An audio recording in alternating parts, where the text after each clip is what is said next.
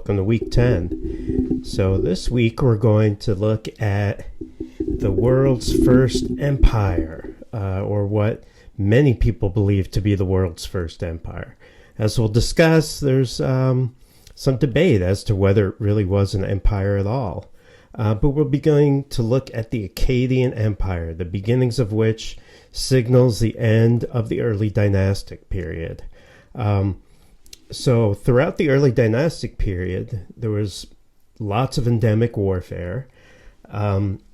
Kings were becoming more and more powerful, and there was this kind of trend toward larger and larger regional polities. Some of these cities controlled other cities. And we're going to see the kind of final form of that take place with the Akkadian Empire.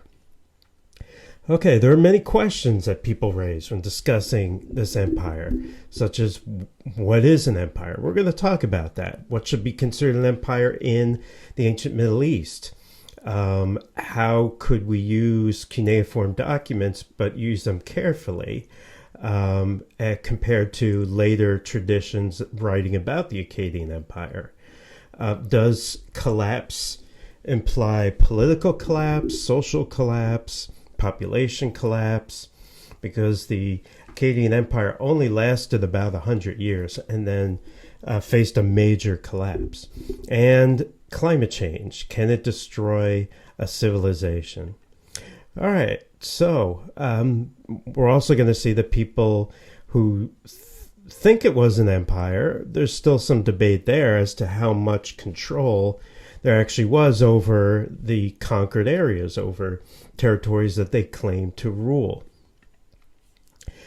In the Akkadian Empire, there were 5 main kings that we're going to look at. And you're not going to have to remember all of them, but the founder of the empire is very important. We're going to be looking at him first, Sargon. Then later on, his grandson, Naram-Sin, is also very important. The last king is Shar-Kali-Shari. Right? Sharu basically means king. Sargon is kind of a Hebrew version of his name, which was Sharugi, which means legitimate king or true king, as we're going to see. Okay, so we're going to be looking at some of the artwork depicting some of these Akkadian kings, or I guess really we should call them Akkadian emperors if it really is an empire. We're going to look at how it all started and how the Akkadian Empire spread. Okay, so remember again, we were looking at the many city-states in southern Mesopotamia, especially looking at Lagash and Umma, which had a on-again, off-again war for a number of centuries. Kish, which the title King of Kish, was symbolic of controlling this region up here. So this is the Akkadian region, and this is the Sumer region. All right, what we see emerged in this Akkadian period is a very large, highly centralized, militaristic state. Most of the evidence that we have comes from texts, as well as some archaeology. But as we're going to see, the archaeology is less than we would like, and really less than we would hope, given that this was supposedly such an important empire. Okay, so we talked about how there was this trend towards larger scale polities, right? These warring states fighting each other, and some states being able to conquer other states. Well, near the end of the early dynastic period, around the time of Urukagina, he was one of the tax reformer in Lagash, right? They deposed the previous king because the taxes were too high, were burdensome. People really just couldn't survive. So they overthrew the king. Urukagina reformed, the taxation system. And what happens? Their old rival Umma, under a new king called Lugal-Zaghazi, conquers them. And Lugal-Zaghazi claims to conquer a number of different cities. He claimed to rule a confederation of 50 cities, even raided up into northern Mesopotamia. But he didn't really start an empire because he didn't bring all of those conquered territories into one political unit. And that's what it looks like Sargon did. Sargon defeated Lugalzagesi. Right? And from later texts, it talks about how, and we actually have a depiction of this too that you'll see, Sargon defeats Lugalzagesi and actually puts him in a neck stock that's used to yoke an animal, like an ox, and then parades him through the city as a war prize. So Sargon, as you're going to see, defeats Lugalzagesi, and instead of just conquering cities and, becoming wealthy and taking treasure and loot from those cities, he essentially stays and puts people in charge of those places and runs those cities from one central administration. And that is a very different thing. And in many respects, that's the difference between a state and an empire. You're probably familiar with, empires from history. I think the Roman Empire is probably well known to many of us from movies and books, and the Bible. The New Testament obviously is set in the backdrop of the Roman Empire. So we know a lot about the Roman Empire. So the Roman Empire, it would be a good comparison to kind of study the difference between the state and an empire. An empire is really a unification of many different states, many different cultures, many different ethnic groups into one political unit. Right? So one state defeating another state in battle, collecting tribute, defeating another state in battle, collecting tribute, maybe raiding a foreign area. That's not really an empire. That certainly is military conquest. As we're going to talk about, almost all empires start with military conquest. The Mongol Empire, Alexander the Great's empire, the Ottoman Empire, the Islamic Empire, all these empires are created through military conquest. But after the military conquest comes kind of a cultural hegemony where there's sort of a larger culture that is spread to that area. And then the bringing in of that newly conquered territory into one administration. Right? So empires usually have a very complex bureaucracy, the idea of an emperor or absolute rule, a capital city of some sort, or a core area versus provinces. These are usually things that typify an empire. So when we look at like the Roman Empire, it starts out with the city of Rome conquering the Italian peninsula. Some people believe that the Roman Empire was kind of an accidental empire, quote unquote, right? That is, in order to keep out the Gauls from invading the Italian peninsula in the north, they invaded this area and took over that area, creating a new frontier. In order to keep that frontier secure, they then had to expand further. And so on and so on and so on. And as they realized how wealthy they could become through this empire building, they started to expand even further. Right? So the Roman Empire seems to have done fairly well as it kept expanding. Once it actually tried to hold on to all the territory, that's when it started to weaken, because it's one thing to conquer, and it's another thing to hold on to territory, right? So their maximum limit was about what you see here. But when they conquered France, right, or what's now modern Spain, they didn't just conquer and go home. They stayed. The culture changed. Rather than having a Gallic culture where people spoke a language like the Gaelic they speak in Ireland, people in France today speak a Romantic language that is descended from Latin. And that's because the culture of the Roman Empire was spread to the provinces. The Romans then built a road system. They had governors in each of these places. Most of those governors were Roman, or in many cases they were Roman, whose loyalty was to Rome first, and not necessarily to the territory that they are governing. They also created a very complex bureaucracy. And so everything was under the emperor. The emperor, was pretty much the person in charge.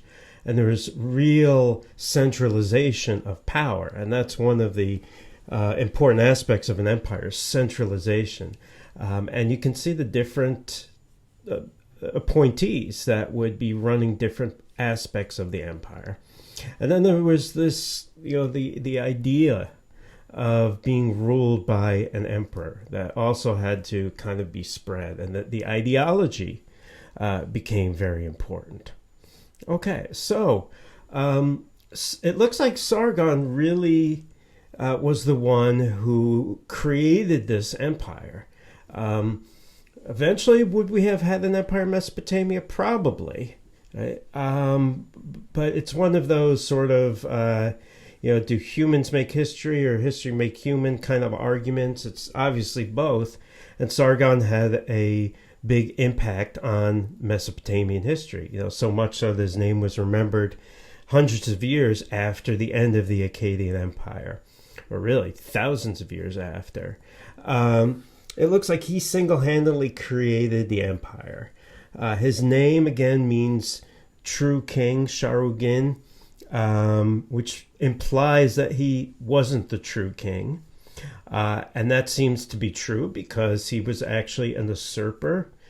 He started out, as we'll see, as a important council person for the king of Kish, and then killed the king of Kish and took over, and became the king of Kish himself. This is a bust supposedly of Sargon. Comes from the city in northern Mesopotamia. It's made of bronze, probably had jewels for the eyes. But one thing that you'll notice about Sargon is that his hairstyle is a continuation of that royal hairdo that we saw in the early dynastic period. So as we'll see with the Akkadian Empire, there are important differences and innovations, but the culture is, very much Sumerian. It's very much what was from that early dynastic period in terms of the gods, in terms of the symbols, things like that. Okay, so in studying this empire, there are, again, as I said before, there are some major problems. The capital city that he established to build his empire was called Akkad, or Agad. And that city has never been discovered and has never been, obviously, excavated.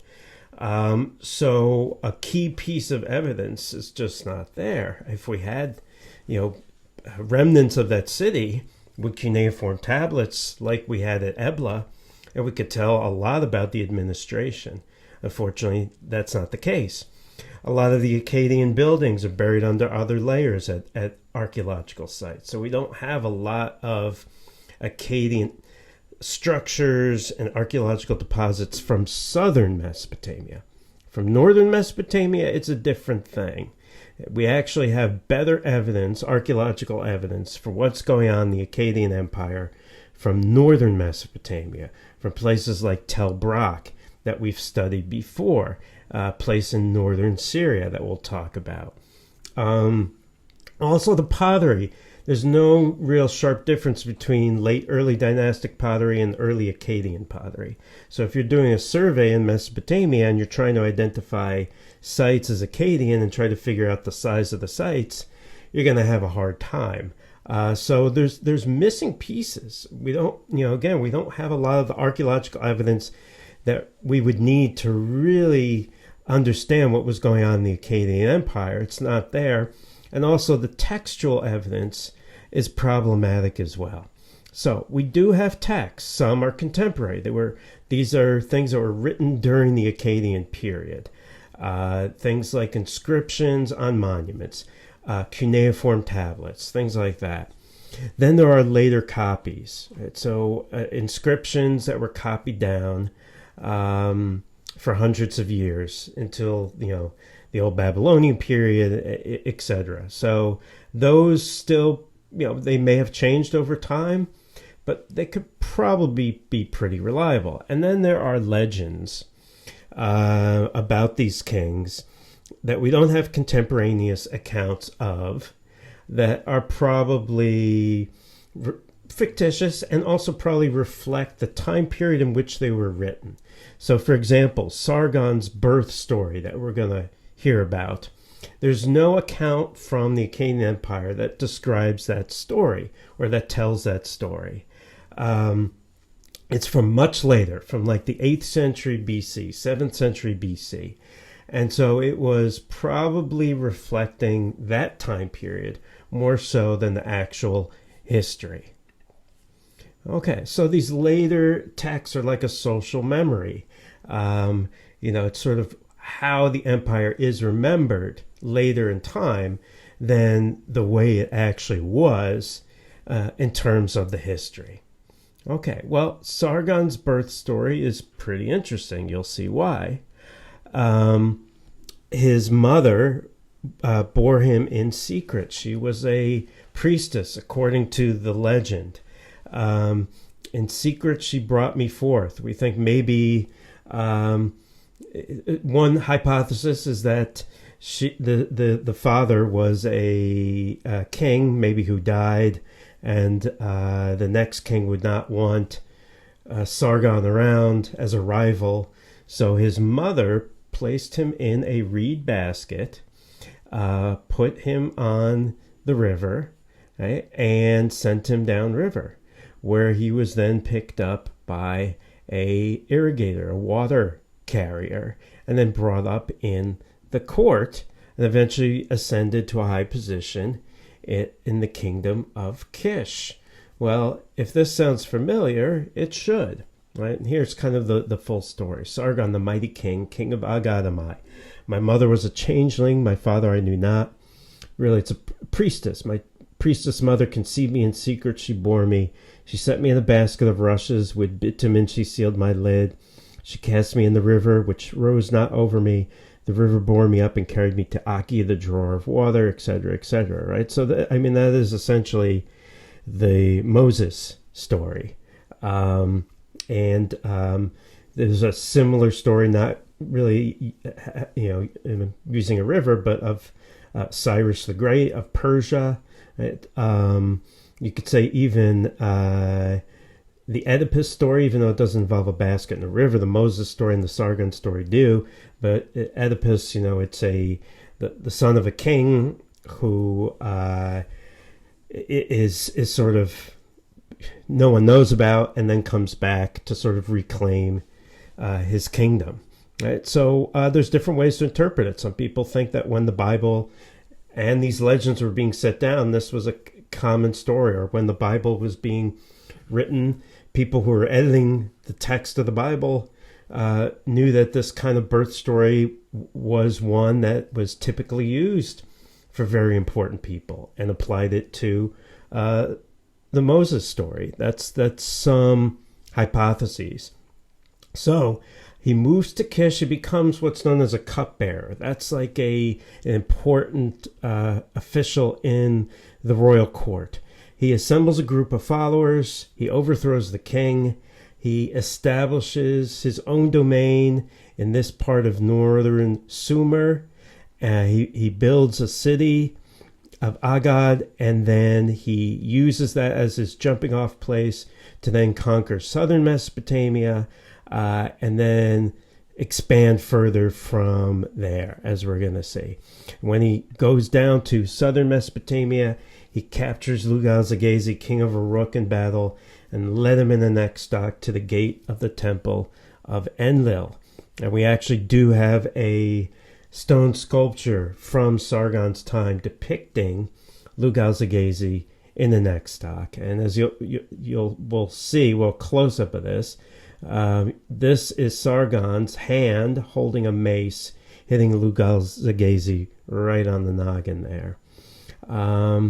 So Sargon then declares himself king of Agad, or Akkad, king of, and this is why we call it the Akkadian Empire, right? King of Kish and king of the land. He took that very important title, king of Kish, because he knew how symbolic that was. We said that calling yourself the king of Kish was basically like saying you are the king of the world, of that northern territory of Sumeria, right? Also, what does it mean to establish a new capital city, right? Or you're really breaking from the past by doing that.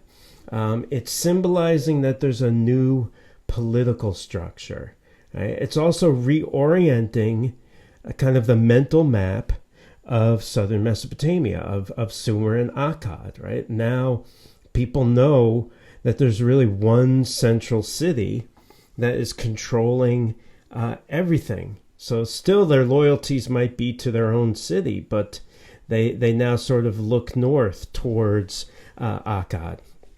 And it's a way of breaking with the past. It's sort of like what other regimes and other empires and other political movements do. For example, like when the Khmer Rouge took over Cambodia, they created a new calendar system. Basically, they said it was the year one. They went back to year one with the beginning of the Khmer Rouge. So it's sort of a similar idea in a sense.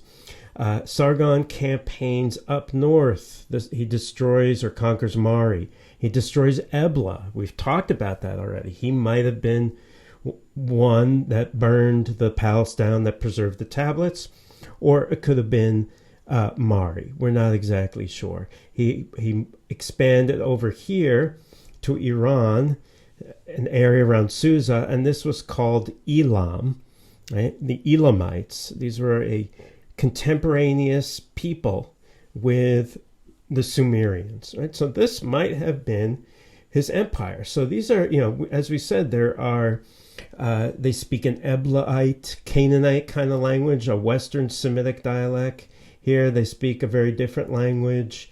They're loyal to different cities and different kings. Same here, right? Sargon conquers this whole region, and then he creates one political unit. He is controlling the show. He is controlling what is going on within this empire. At least that's what we think based on the evidence.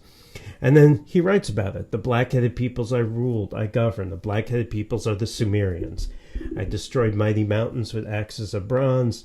I bolted fast the upper mountains. I burst through the lower mountains. 3 times I besieged the country of the sea. This is a pattern that we'll see continuing in Mesopotamian history, with kings, essentially bragging about their accomplishments.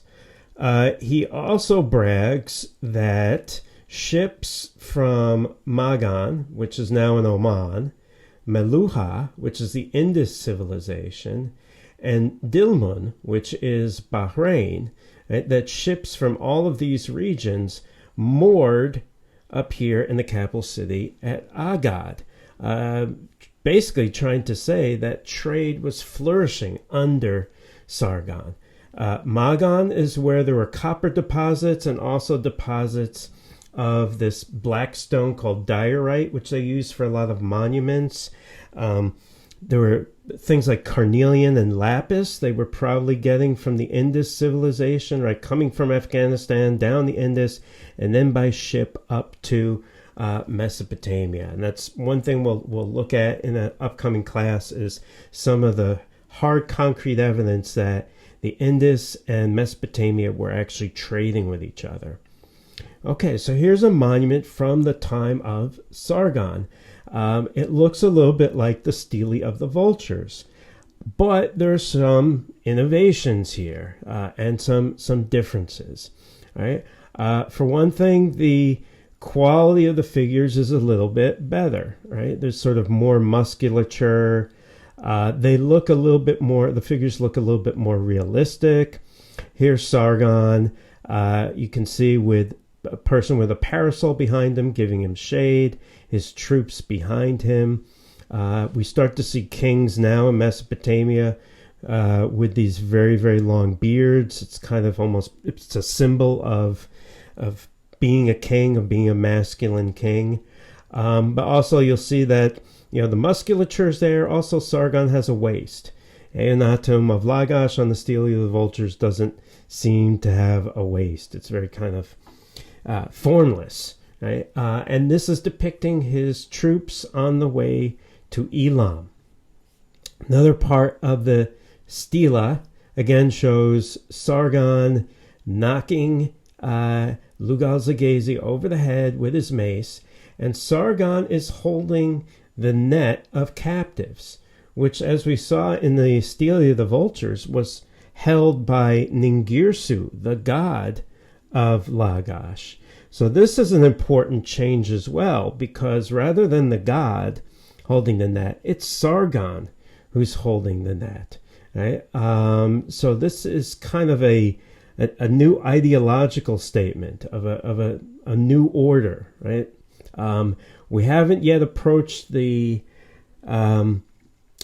sort of the ultimate declaration, that is a king being a god, but we're going to see that with Sargon's grandson, Naram-Sin. But you can see that this is sort of a step in that direction.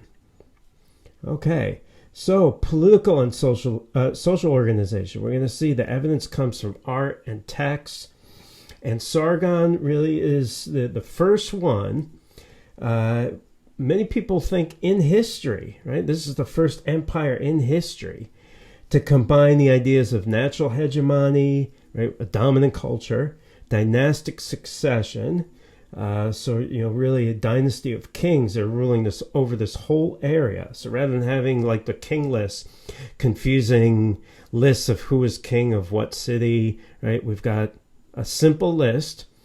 Divine legitimization of a royal family, as we'll see, and then political legitimization, the king of Kish.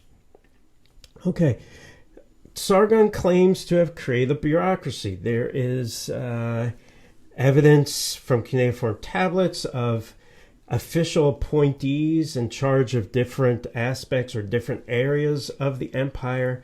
But one of the texts talks about 5,400 men daily eat in the presence of Sargon, the king to whom the god Enlil gave no rival. Right? Who are these 5,400 men? Some people think they are bureaucrats, scribes, administrators living in Akkad, running the empire. Some people think they're a combination of bureaucrats and soldiers. Some people think that this is his army. It's not clear because it just says 5,400 men. But it does demonstrate that he has the resources at his disposal to feed essentially government employees in his service. He also claims, as we said, to bring in international trade and to place Akkadians in governorships. Right? So this is a lot like the Roman Empire. If you take out a king from a newly conquered city-state, in many respects, one of the smartest things you could do is to put your own relative or your own subject in charge, because their loyalty will be to you and the empire and not necessarily to that city or that region. Okay. And we see this throughout the Akkadian Empire with the next set of kings as well. They appoint people who they know are going to be loyal to them in high positions. So he establishes a system where he's getting tribute from these cities on a regular basis. That is, the tribute will be coming in to the capital city, and he can depend on it. Okay, and again, there's that bust of Sargon.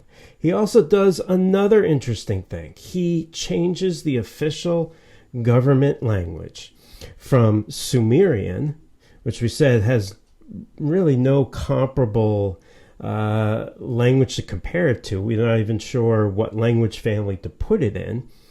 he switches from Sumerian to a language called Akkadian, a Semitic language, which we believe is, probably the language that he was used to. Sargon Sharukin is a Semitic term, right? It's not Lugal, which is what we said is the Sumerian name for king. It's Sharu is king in this Eastern Semitic language called Akkadian, right? So this again was a clever thing to separate the Akkadian Empire from the previous system, right? The whole new language of the government is now different. It's a completely different language. So some people think it was an ideological move. Maybe it was designed to also make people feel loyalty to the empire and maybe destroy or crack or weaken their loyalty to the earlier Sumerian city-state system. This is what some people believe. But he doesn't wipe out Sumerian. Sumerian continues in official and private archives, and as we'll see, reemerges after the Akkadian Empire. Now, this, again, Akkadian dialect is this Eastern Semitic language. It's, related to Eblaite, and the Assyrians and Babylonians speak Akkadian. Under the heading of the sort of the Canaanite, we have Hebrew eventually emerging, and then kind of from central Semitic languages, we have Arabic emerging. Now, what does this mean? The fact that you have a switch in languages. In the old days of Mesopotamian archaeology, they thought that maybe this meant that the ethnic group, the Semitic ethnic group, became dominant over the Sumerian ethnic group. And that was a very simplistic way of looking at it. And it was actually inaccurate, because what the texts show us is that even before the Akkadian Empire, there were Akkadian names of people in the government as scribes, etc. And so we knew that there was a mix of Semites and Sumerians living in southern Mesopotamia side by side. But for a long period of time, Sumerian was the official language, even though we could probably assume that some of the population also spoke Akkadian. Right? So it wasn't like one ethnic group took over another ethnic group. Race, language, culture, these are all different, and it's very complicated. Race, we obviously can't even address, because that's based on biology, and we don't have the DNA of these ancient people to even try and do that. And even if we did, it would be very, very difficult. I would be pretty confident in saying that the populations would be mixed, right? So there would be no clear delineations, probably. Language, right? You could be of a culture and not speak the language, right? So, you can be descended from Latinx family, like your parents could speak Spanish. You don't speak Spanish, but you still consider yourself Latinx, right? Example, so it's very, very complicated. And so to assume that, let's say, one ethnic group was becoming more dominant over another is not really what was going on.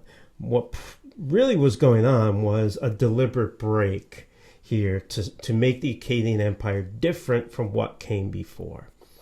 Okay, in the next video, we're going to look at religious legitimization, and we're going to meet a very interesting character, the daughter of Sargon, and Henduana, who's actually not only the earliest female author, she's actually the earliest author in history. The earliest time, the very first time that we have poems and literature that is actually ascribed to a specific individual, and where that individual is essentially signing their name within the text. Right? So we'll learn a little bit more about her in the next video.